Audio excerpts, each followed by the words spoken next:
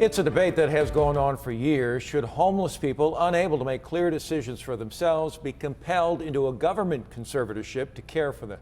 Just within the past couple of weeks, the governor of California and the mayor of San Diego have expressed support for changing the law to require treatment for those who are unable to help themselves. But how would that be defined? Joining us now is the CEO for the San Diego National Alliance on Mental Illness, also known as NAMI, Cathryn Nacario. Cathryn, welcome. Thank you. Now, as I'm sure you're aware, San Diego County passed on a similar pilot program introduced some 3 years ago over this question of what qualifies as mentally ill. How do we answer that question? That's a really tough question to answer, largely because mental health disorders really run a spectrum from mild to moderate to severe. And depending on treatment modalities, therapy services, where the person is in their recovery or their new journey with mental health concerns can look very different to each person. Even a very similar diagnosis can have very different signs and symptoms. So that's a real tough one to really work with and wrap our heads around. And I think that's important for our community to know about, that it comes in many shapes and sizes.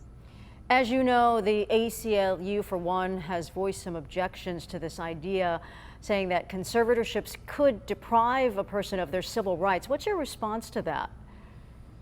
That is absolutely valid. So we have to walk a very fine line when it comes to taking away somebody's civil rights, in particular to conservatorship, because there are several types of conservatorships. The conservatorship more than likely being spoken about today in regards to a mental health disorder is called the LPS conservatorship. And it is one of the more restrictive conservatorships that would require a person to basically lose their rights to decide as to whether or not to accept treatment. They are supposed to be placed in the least restrictive setting possible, but it allows either a family member, caregiver, or the government to go ahead and make those decisions for them. As I'm sure you're aware too, the other side of this argument is that these things are necessary because neighborhoods are being overrun and those people that live in those neighborhoods have rights as well. Does NAMI have a position on, is there a middle ground somewhere? I do believe there is a middle ground. I think it's often worth exploring and advocating for both sides. Recently, the San Diego District Attorney's Office, under the guise of Summer Stephan, really wanted to look at state legislation expanding the term of gravely disabled to include psychiatric deterioration. And what that means is, before somebody is considered truly gravely disabled, when you see somebody going down a path where that may be happening, allowing somebody to be involuntarily held for up to 72 hours to be able to plug them into services and resources. Again, it's a very fine line you have to walk, and there's a lot of ramifications and I think regulations we have to look surrounding that to make it safe for both the person who may be considered gravely disabled and having psychiatric deterioration and true conservatorship, or just letting nothing happen.